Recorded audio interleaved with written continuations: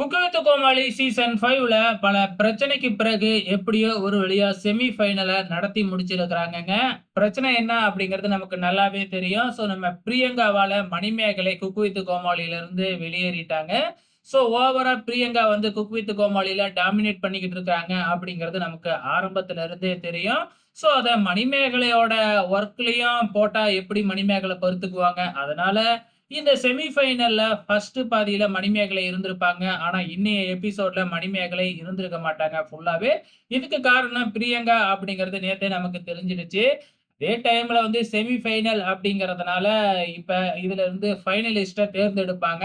கண்டிப்பா இவங்க தான் ஃபைனலிஸ்ட்டா வருவாங்க அப்படிங்கிறது நல்லாவே தெரியும். அதே மாதிரி தான் சுஜிதா, இர்ஃபான், பிரியங்கா இவங்க 3 பேருமே ஃபினாலேவுக்கு போயிட்டாங்க.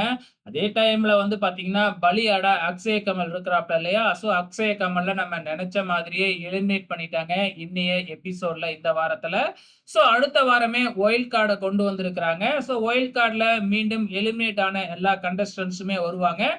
அவங்களோட சேர்த்து அக்ஷய கமலும் பார்ட்டிசிபேட் பண்ணி, ஒருவேள அதுல அவரால வின் பண்ண முடிஞ்சது அப்படின்னா, அவரும் ஒரு ஃபைனலிஸ்ட்டா தேர்ந்தெடுக்கப்படுவாங்க.